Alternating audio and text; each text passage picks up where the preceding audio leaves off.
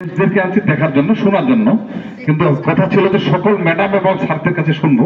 আমি দেখছি আমাদের দু একজন ম্যাডাম তাদের স্মৃতিচারণটা করেন নাই। ওনারা করেন নাই নাকি আমাদের সময় পাইনি, সেটার একটা বিষয় ছিল। আর দ্বিতীয়ত যে বিষয়টা সেটা হচ্ছে আজকের এই আয়োজনটিতে তিনটি উদ্দেশ্য ছিল আমাদের। যারা আপনারা অতিথি আছেন, অতিথিদেরকে এবং আমাদের ছাত্রীদেরকে তিনটি মেসেজ দেওয়ার জন্য আমাদের আয়োজনটি। সর্বপ্রথম সেটি হচ্ছে আমার মনে হয় না আপনাদের কোনো শিক্ষা প্রতিষ্ঠান থেকে এই ধরনের কোনো বিদায়ী সংবর্ধনা অনুষ্ঠান আয়োজন করা হয়েছিল ইতিপূর্বে। হয়েছিল কি আমি আসলে জানি না, হয়েছিল মির্জা গোলাম স্কুলে গতবার হয়েছিল।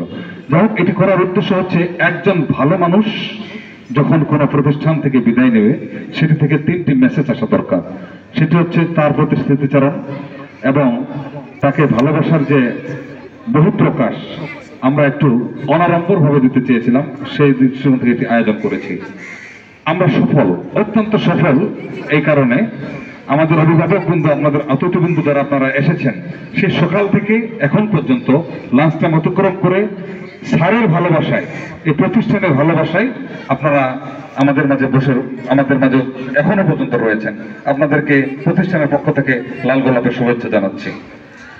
এখানে আমাদের সাংবাদিক ভাইয়েরা রয়েছেন, সাংবাদিক ভাইয়েরা সে সকাল থেকে এসেছেন, অভিভাবকরা রয়েছেন, সবাইকে আমাদের প্রতিষ্ঠানের পক্ষ থেকে লাল গোলাপের শুভেচ্ছা। আমাদের কিছু কার্যক্রম রয়ে গেছে, আমাদের স্যারের কিছু উপহার সামগ্রী রয়ে গেছে। এরপরে আমরা আমাদের লাঞ্চ বিতরণ করব। ছাত্রীদের জন্য আমাদের খাবার ব্যবস্থা এবং আমাদের লাঞ্চের ব্যবস্থা রয়েছে।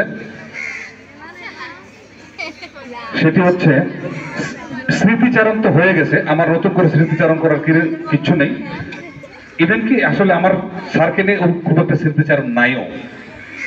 আমার এই প্রতিষ্ঠানের সভাপতি হওয়ার যোগ্যতা অর্জন করেছি আমি 3 মাস অতিবাহিত হচ্ছে।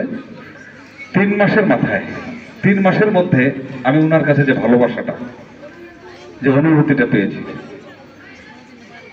ওনার পাশাপাশি এই অত্র কলেজের শিক্ষক স্টাফ, আমি এই মেসেজটা আপনাদের অভিভাবক যারা আজকে দায়িত্ব আমন্ত্রিত অতিথি রয়েছেন, ছাত্রীরা রয়েছেন, তাদের দ্বারা পৌঁছায় দিতে চাই।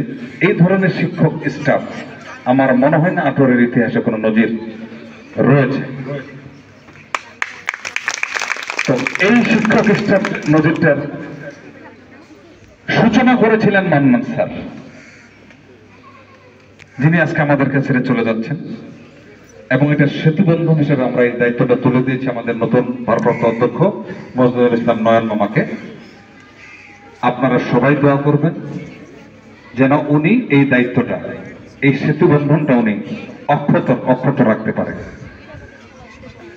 এই সেতুবন্ধনটা অক্ষত রাখলে এই প্রতিষ্ঠানটি হু হু করে দাঁড় হয়ে যাবে ইনশাআল্লাহ। এই যে স্যারের কথা আমরা সবাই কান্না করছি, যারা বক্তব্য দিয়েছে স্যারও কান্না করছে, যারা শুনছি তারা নীরবে কান্না করছে। এই প্রতিষ্ঠানের প্রত্যেকটি ইট, প্রত্যেকটি গাছে তার ছোঁয়া রয়েছে, ওনার ছোঁয়া রয়েছে। এই জন্য ব্যতিক্রম ধর্মী প্রত্যেকটা বিদায়ী সংবর্ধনা হয়, ওনারটা একটু ব্যতিক্রমী।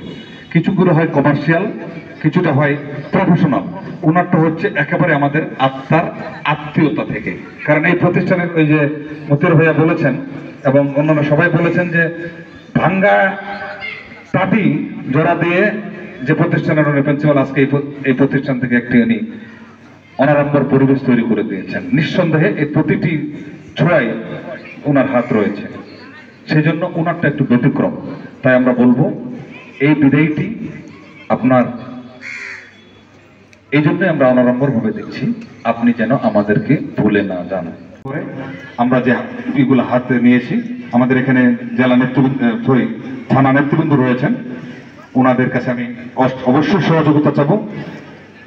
পলিটিক্যাল গভর্নমেন্ট ফর্ম করলে আমরা যে কয়েকটি হাতে নিয়েছি, যে আমাদের একটা ছাত্রী হোস্টেল আমরা করব এবং আরেকটি আমরা ভবন করব, এটা অবশ্যই আল্লাহ যদি বাঁচায় রাখে গভর্নমেন্ট, পলিটিক্যাল গভর্নমেন্ট ফর্ম করলে আমরা সেটা করে থাকবো ইনশাআল্লাহ। এই বলে আমি আমার সংক্ষিপ্ত বক্তব্য শেষ করতে চাচ্ছি। স্যারকে আমরা কৃতজ্ঞতা জানাচ্ছি, ম্যাডামকে কৃতজ্ঞতা জানাচ্ছি দীর্ঘক্ষণ আমাদের সাথে বসে থাকার জন্য।